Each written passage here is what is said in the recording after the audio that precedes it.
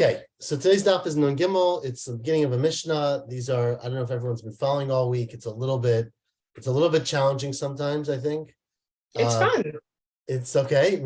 Not everyone has the same response as you, but basically it's a lot of language discussion, and it's a little bit tricky to understand what the Gemara really wants us to get from it, because at the end of the day, it's all local, right? It depends on what the common usage is in that area, in that neighborhood, in that rabbinic setting, So we bring proofs sometimes from other Mishnayot and from Psukim even, but obviously it's all contextual. It depends on what people mean when they say it.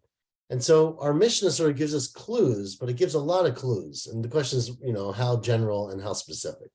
But today's Mishnah, it starts with Hanoder min hatmarim. Person makes a neder that they're never going to eat dates, okay? Says the Mishnah, mutar b'dvash tamarim. They can't eat dates, but they can eat honey that comes from dates. So they can eat date honey. That's not prohibited because all they said was dates. But if they said mistuniot, that they're not going to eat from stuniot or min stuniot, which I don't know, someone who's English can help, but they're basically winter grapes, the Ran says, meaning very bad grapes. They never mature. They're not really edible, right? So you say you don't want them because they're disgusting. Then mutar b'chometz stuniot. If you take these grapes, these very bad grapes, and you let them make into vinegar, I don't know exactly know how you make vinegar, but it's definitely something to do with grapes fermenting and sitting for a while. That's permitted because that's not considered to be the grape. You said you're not going to eat the grape, but you're going to eat the vinegar that comes from the grape.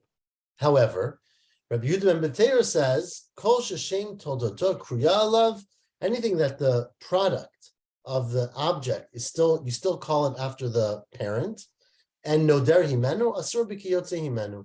So that's the rule. If you call it date honey, then it's prohibited if you're prohibited on dates. Because even though it's clearly not a date, right? No one would mistake date honey for a date, but they do still call it. The shame is kriya alav, and therefore it's prohibited. And the chachamim are matirim. Chachamim disagree, and they say that even though you call the name on it, it's mutar. Now, of course, the Gemara asked the obvious question, which is that's just restating what the Tanakama said. Right? The Tanakama said if you make a neder from tamarim, you can eat the honey. Came along Rabbi Yehuda ben Beteira and says no, because since you call it date honey, you're not allowed to eat it. And the Chachamim say it's mutar. So ask the Gemara, Chachamim hainu Tanakama. Aren't the Chachamim exactly the same opinion as the Tanakama? So says the Gemara, no, Ika beinayo hadad d'tanya. The difference between them is the following braita, because now we're quoting a braita. Klal zeh amar Rabbi Shimon ben Elazar. Rabbi Shimon ben Elazar, a third opinion, which we're going to say is the Chachamim according to the Ran.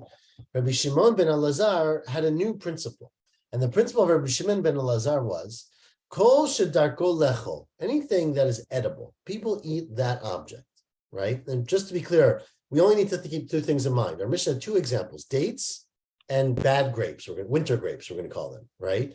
Dates are, of course, edible, and they have a product that's edible, which is called date honey. Okay, grapes are really not edible. These kind of grapes. I mean, I guess animals can eat them, or you could sort of chew on them, but most people don't eat them. But they have a product that is edible, which is vinegar that comes out of them. So, with these two examples, says Rabbi Shimon ben Elazar, anything that's darko le'echol, v'derech hayotze mimenu le'echol, something which people eat, and they eat the product of it, kigon tamarim and dvash tamarim. Then, if you're nadar bo, if you say you don't want to eat the thing, then you're asur in the thing and in yotze mimen. Okay, this is how, again, the Girsa is not so clear, but this is the simplest explanation, that if you make a neder, you're asur in the thing and that which comes from it. Okay? Well, right, so I take it back. Sorry. Then I take it back. I'm going to use the Graz Gersa here. Well, let's read the end, and then I'll tell you the two Gersot.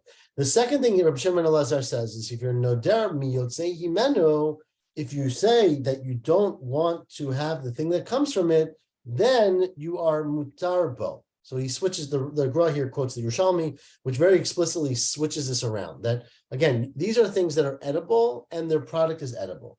Right? If you say, I'm not going to eat a date, then according to Rabbi Shimon ben Elazar, you're prohibited from eating dates, but you're allowed, in this case, this reading, to eat the product of the dates, right? But if, which is what the Tanakama said as well, and what in the Mishnah Rabbi Yehuda ben Matera argued with, he said you're not allowed to eat the product. If it's something, if you make a neder from the product, right? Meaning you say, I'm not going to have date honey, then you're allowed to eat dates because you very explicitly said date honey, right? So this is the Chachamim. If you say, I'm not going to eat dates, you can't eat dates or date honey. If you say, I'm not going to eat date honey, then you're not allowed to eat date honey, but you are allowed to eat dates, okay? But if it's an object like these grapes, that kol she'ein darko le'echol, you don't generally eat the object. They're bad grapes. But derech hayotzei mimenu le'echol, right? But you do generally eat the product of them. Then if you're no derbo, if you say, I'm not eating these grapes, we take for granted that's not what you mean, because no one eats the grapes. You must mean ein asur ela biyotzei mimenu. You're only asur in what comes from the grapes, shalonit kavein zeh el liyotzei mimenu, because you only had in mind that which comes from it. And so, according to the Chachamim, in a case where the food itself is not generally eaten, if you say, I don't want to eat these grapes, what you mean is, I don't want to eat the product that comes from the grapes. But actually, the grapes themselves, that's the way the Ran understands it, would be permitted. Because even though you said, I'm not eating them, we interpret your language to be, you're not eating the product that comes from them that people usually eat. And so you'd be permitted actually in the grapes, but prohibited in the product. And that is the opposite, of course, of our Tanakama. Because our Tanakama said, if you're noder what are they called? Mistuniyot, you're allowed to eat the chometz that comes out the stuniyot. We don't actually say it, but the presumption is that you're not allowed to eat the stuniyot themselves. So now we're saying basically the opposite. Where Tanakama said, you can't eat the grapes, but you can eat the product. Rabbi Yehuda ben Betera come along and said, no, you can't eat anything. And the Chachamim say, no, I disagree. You only are prohibited in the product because that's the normal edible thing, but you're not prohibited in the grape itself. The Ran here, it says that we seem to pass like the Tanakam, I believe. Well, if you said I'm not going to eat wheat, right? Well, that's going to be our next Mishnah, but yeah, keep going. Then obviously, most times you're meaning product of wheat, not the wheat itself. Correct. It's a Mishnah later today, so you're a step ahead. The Mishnah is discuss about when you say the word chita, you mean bread, not grain. Right. I imagine, stuff like that. Okay. I assume all of this is when the person's intent is not certain. Right? Correct. Like the person says, I actually had in mind 100%. Right. Yeah. So it's obviously a person could say very specifically, I don't want to eat grapes that are this. No, but if they ask the person what he meant. I'm not so sure what happens. I mean, if you ask him what he meant, I think you probably have to prove what you mean. I don't really know. I think you go with general usage. So in Nedarim, you go after Lashon B'nei Adam. I guess if there was actions that would indicate that he meant that, right? Let's say someone gave him sour grapes and he's really angry. He's like, I'm never eating these grapes again. And I guess by context, it would make sense he's talking about the grapes, not the vinegar that comes from the grapes. Right.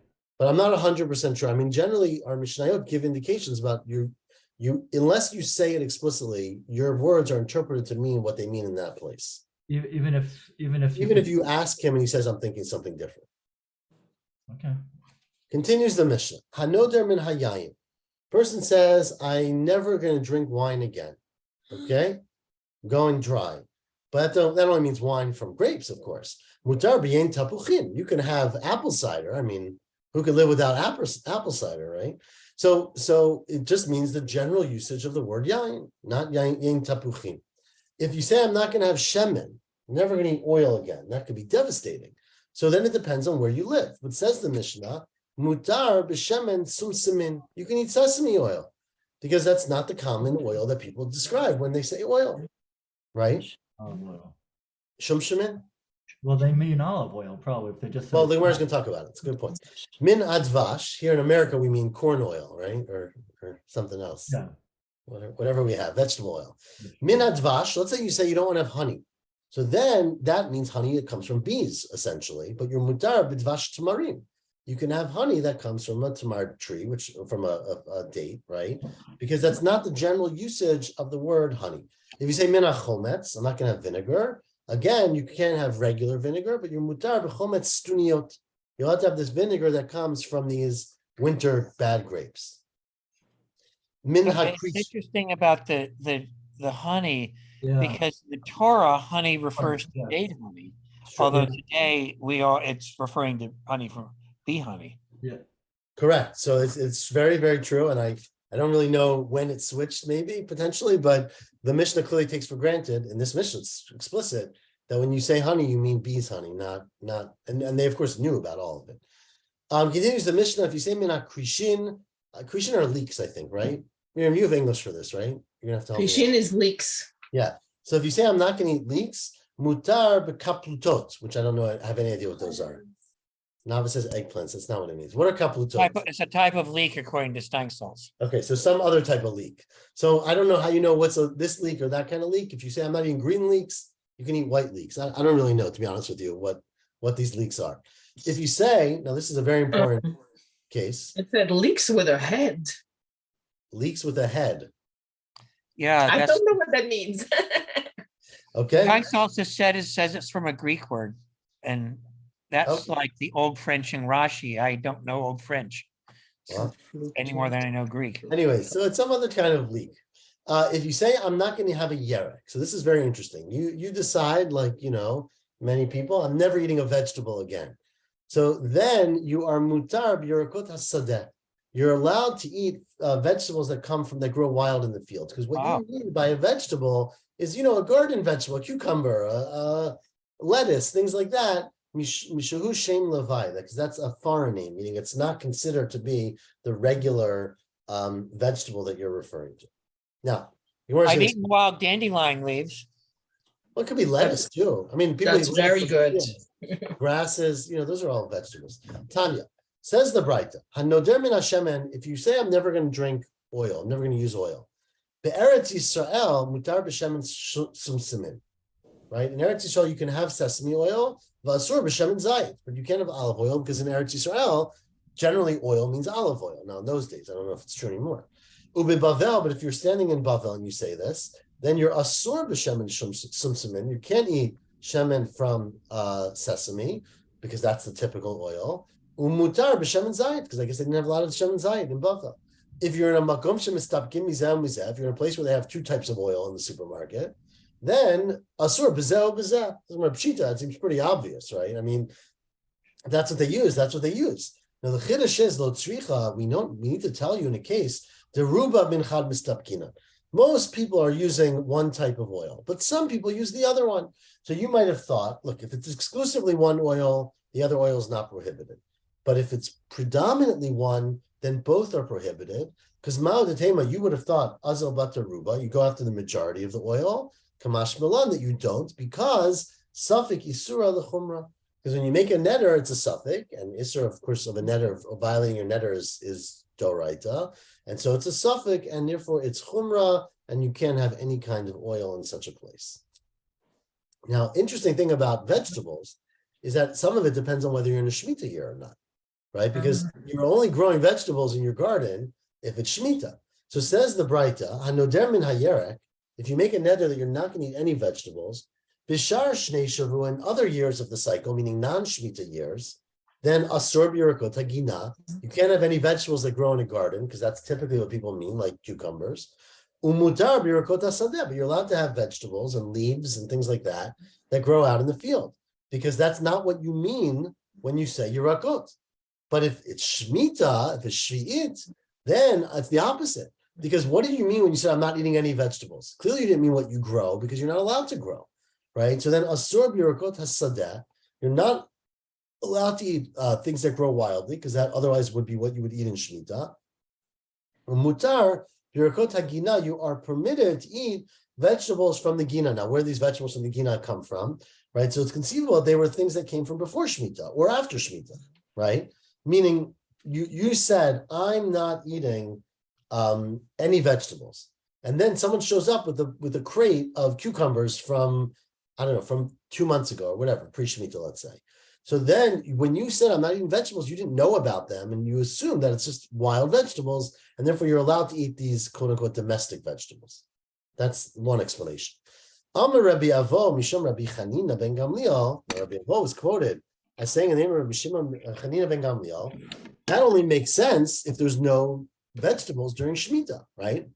Lo shano. It's only if they don't import vegetables, because like today, right? Where there's Yavul Chutz, right? They call it Yavul Chul or something. They bring, the way they get around Shemitah, we'll probably have this when we go to Israel, right? There's still a lot of fruits from Shemitah, vegetables. So they bring in stuff from outside that they grew in other countries. I'm not sure where. I'm not sure where they get it from exactly, but Jordan and other things. Okay. Anyways, that's only the case if they don't bring in Yarakot from Chutz La'aretz. Aval makom shemevi'in yarak michutz la'aretz asur. If they do, then when you said, I'm never eating a vegetable, even though it's during Shemitah, you're probably assuming that you're talking about the cucumbers that come in from Jordan, which are pretty popular in those places. It says in our Kitanai. In fact, it's a machloket Tanaim about this halacha, because the Braita says, "Ein miviyin yarek min chutz la'aretz la'aretz." You cannot import cucumbers into Eretz Yisrael ever, but including during Shemitah, right? Rabbi Chananya ben Gamliel Omer, miviyin yarek min chutz la'aretz la'aretz. Rabbi Chananya ben Gamliel said, no, you can do it. Maybe he had a big business in it. I don't even know, but right, he said you're allowed to bring vegetables in from chutz la'aretz. Now says the Gemara, what's the reason? My time at the mandam re'im miviyin. What possible reason is there for not importing vegetables into Eretz Yisrael? Amar Rabbi Yirmiyah mishum gush. The reason is because of gush. The word gush means dirt. So we're worried, according to the Ran and Rashi here. Rashi, that the Mefarish here does this, I think, sometimes. So, anyways, we're worried that you are going to, if you bring them in some places, according to some Manda Amrim, you would bring a lot of soil would come along with them, right? Which you could see, right? If you brought in carrots, right, there'd be a lot of dirt coming with them. And we have a takana, the Israelis, or we call them Israelis, the Bnei Eretz Yisrael, were very worried and fastidious about separating themselves from Tum'ah. And they had two takanot, right? Remember, there's a takana that the air of Eretz Ha'amim is tamei, so they never left. But they also made a takana that the dirt that comes from Chutz La'aretz is assumed to have bones and body, things that are tamei in it. But wouldn't it be The assumption was that everything, the land of Eretz Ha'amim is tamei. But wouldn't it be so minimal that it would be batel? No, I mean, if it's just a little bit of dirt with the cucumbers. So that's what gush means. Gush means obviously there's always a little bit of dirt, but I guess they're worried it was coming with clumps, right? There'd be clumps of dirt, and that there'd be potential tumah there, and therefore they made a takana, no importing any vegetables. You can bring in apples, right? They don't have dirt on them, but you can't import vegetables, no carrots from Jordan. So if that's the case, then when you say I'm not going to eat vegetables, obviously you don't mean vegetables that grow in a garden because it's Shemitah. You can't import them. You can't make them. You must mean wild vegetables. So it depends on the context. Question. Yeah. So there's a rabbinic prohibition brought down in the Yerushalmi of the Shemitah tractate that we're not permitted to eat even stuff that grows on our own gardens after a certain point. And I don't know whether that's still in effect today. Right. So it always depends, right? It depends on the time, right? For everything, it depends on when it's Yotzei Min HaSadeh, when the new crops come in. Yeah. Right. But to repeat Hanan's point, something that's smaller than something that's smaller than a barley grain, right, is always, no matter what it's from, tahor. That's correct. But I'm saying that's what gush is. Gush means a chunk of dirt. No, but you can certainly imagine you have potatoes from Chutz La'aretz that come in with enough. But how much bone could there be in that clump? As long as it's bigger than an adasha, right? It's not the clump; it's the bone in the clump. Right. Look, it's very far-fetched, but that was their takana. They were worried that, it's a machloket, but that was the concern, that there's going to be dirt along with the vegetables, and the dirt's going to be with the bone larger than an adasha. That's ridiculous. Anyways, continues the Mishnah, the final Mishnah in this parak. If let's say a person says, I'm not going to have a kruv, I'm not going to have cabbage, right? Thank you. Then not only can they not eat cabbage, but asur bi'isbargus. So the nicest reading I love is that you can have asparagus, because asparagus is sort of you can see why asparagus is in the cabbage family. It's a little bit of a stretch type of cabbage. But if you say asparagus, then mutar b'kruv. Now that's one shot. I think the Rashi here says something like what I just said. But the Gra quotes on the bottom, if you have it in your Gemara, it's a short daf. He quotes from Reb Haigon that this is not referring to asparagus. Right. This is referring to, they used to have they were called green smoothies that they would have in the morning. Real pick you up. They had a store for it, but that basically people would drink a drink that was a little bit of wine, a little bit of cabbage, a little bit. That sounds very Irish. Well, here it goes as Greek. Lashon Yavani, it's called Yayin Shel Boker. I don't know who eats Yayin Shel Boker. So it was a morning drink. And so basically it's made out of cabbage, but the cabbage is not intact. You don't see the cabbage. So it's soaked cabbage and soaked wine, and therefore it's mutar because it's usher because it's basically made out of cabbage. But if you say I'm not going to have the drink, then all you mean is the drink. You don't mean all cabbages. So that's how the Rav Hai Gaon's shot, which is a little more exciting than, well, although having asparagus in the Mishnah is pretty exciting too, right? So anyways, but I'm not 100% sure how asparagus and cabbage get lumped together. Geisel says that it may actually be a kind of kale or some other kind of cabbage, and not actually asparagus we know. The word asparagus to show up in the Mishnah seems very exciting. So, Yeah. What does the Gra say? Yayin shel bakar? Is that what it is? So if you read the whole thing, Pirush of Hai Gaon, ain't min kruv shesharin oto b'yayin. They would soak it, and Lashon Yavani, it's called yayin shel boker. Oh, Morning wine is called asparagus, so it's a Greek word according to the morning wine. I guess it was some drink you had. Like I said, it's a smoothie basically. I see. Okay. We should make I'm sure that a lot Yeah, of no, I people got it. cabbage, a Yeah, little wine, a little fermentation. We could No, start I making SNR. okay, Okay, so that's the Mishnah. Then if you say min hagrisim, you say I'm not going to have I don't really know how you translate it. It's some kind of beans. What do they translate it as? We usually say beans, maybe lentils. No, pool is lentil, right? the pool is like a fava bean. Grisin? Grisin, well, yeah. It's like grits. No, that's the next thing. That's mikpeh. Oh yeah.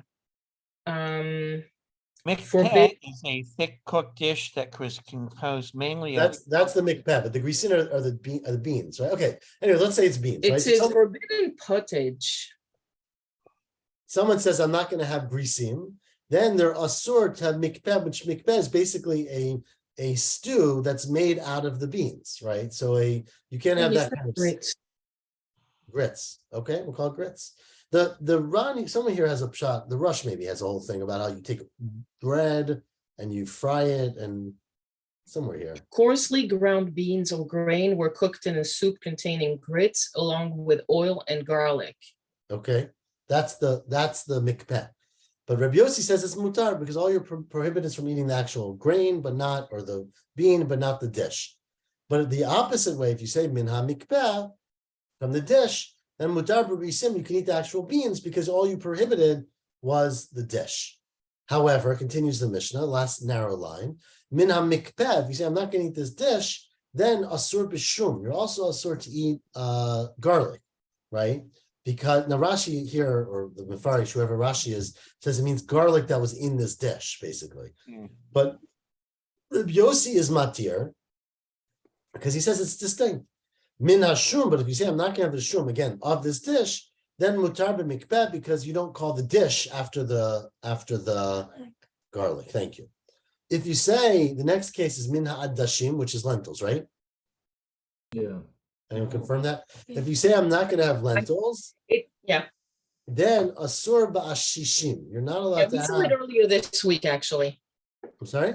We saw it earlier this week. The We ashishim. quoted this early. The adashim, yeah. So if you have adashim, asur ba'ashishim, there's a lot of different interpretations of what ashishim are. Some are, this is where Rashi says, a bread that you put with oil and flour and lentils. So it's a lentil stew. It's really not even a stew. It's a lentil, bread dish. It's like a souffle, maybe even. So then it's prohibited. The Rush has a whole different shot, but anyways, that's a Rashi's shot. And Rabbi Yossi is matir, because all you're prohibited from eating is the lentils. But if you say mina ashishim, if you say I'm not going to eat this dish, then mutar ba'adashim. All you're saying, I'm not going to have a casserole, but you still can eat noodles if you want, right? Use one example. Chita. Now here's Hanan's case. If you say I'm not going to have chita, but you don't say I'm just not going to have grain, you say chita chitin shani toim. I will not taste chita or chitin. Then asur behen, then you're prohibited bein kemach, whether it's flour or bread or cookies or anything made from flour, bein bipat. Sorry, whether it's flour or bread, right? But if you say grisim, I'm not going to have, what does gris mean? That's beans, right? I mean, here it says grits, but you said it's beans, so Okay, here it says, oh, that's the same word. Okay, right. I'm sorry. So what are grits though? I don't know. Grits? It's like a mush of like made with like What's the grain? Is it grain? with Grits? what do you call grains. It's grains that like that you actually Okay, maybe it's not. So maybe I'm totally wrong. So it's some kind of grain. You said. So what in English, grits are made from ground up corn, as in maize. So whatever they're calling grits here They is didn't not have what we corn. call it today. For Right, obvious right, they reasons. didn't have. Okay, so it's some ground up grain. It's some soft, small grain. So you can either eat the grain or you can put it into a dish and make it. That's the options, right? So if you say, says our Mishnah, grisin shani toim, asur behen, you can't eat the object. Let's call it, I'll call it corn. Obviously, it's not what corn is in the Mishnah. And you can't eat the stew, right? So you can't eat them chayin, whether they're raw or intact, bein mefushalim, or they're cooked up. Rabbi Yehuda says, if you say, now this is very interesting, konem gris o chita shani toim, I'm not going to have gris or I'm not going to have grain, then mutar the kos chayim, you're allowed to chew the raw grain or the raw whatever grits are coming from, right? Because all you prohibited yourself from is the flour and the baked things that come from it, not the thing itself. Now it says the Gemara, let's explain that. Tanya, Rabbi Shimon ben Gamliel Omer, if you say the word chita, which is very interesting, I'm not going to have, chita literally means, wheat. Shani to'im, what you mean is flour. Asur la'afot, but mutar l'chos, sorry, period. You're not allowed to bake it and eat anything that's made from grain, but you're allowed to chew. You can pick up a grain from the stalk and chew it. But like a farmer, exactly. But if you say chitim, plural, then shani to'im, then you're not allowed to chew it, mutar la'afot, but you're allowed to bake and eat it. Because chitin generally means chewing grain. Because, so the Ran sort of says, or Rashi here says, because they would have to take up many of them. That's what it implies. You'd have to pick up a bunch, because otherwise you're not going to get anything, or because it implies a lot, that's raw, sorry. But of course, if you say both, do I have both? No, we don't have both. Both. Chitim shani toim, if you say both, then asur ben lechos ben la'apot. That's what our Mishnah said, right? You have both. And the same thing is true about the gris. If you say gris shani toim, then you only mean I can't eat the product of the gris, the stewed grits. Asur levashel, but mutar lechos, but you can chew on them. If you say grisin shani toim, which again implies raw grisin, I'm not sure why, but it implies raw grisim, asur lechos, then you can't chew on them, mutar levashel, but you're allowed to cook them. And if you say grisim, you say both languages, of course, shani toim, asur bein levashel, bein lechos, then you can't chew on it, and you can't cook it as the whatever dish, whatever grits you want to make out of it. So that's what our Mishnah said, but this sort of gives more clarity to our Mishnah that you really have to say both languages in order for it to apply to both chewing on the grain and eating flour, which is of course what you usually mean when you say chita. So with that, Hadran Allah Hanodem Min HaMevushal, and tomorrow we will continue the exciting topic of vegetables. And what counts as a vegetable? 7:45, we'll say. okay.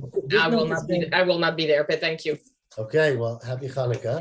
Thank you, Hanukkah. This is not the same thing as like what is it called? A Nazir or something. He can't have, right? This is. No, I mean, the Nazir is a subtype basically. So Nazir is based on what the Torah says, but they can't have grapes. is what you're saying. That's specific, right? I mean, Yeah, so we're gonna get to Masechet Nazir sooner than we realize.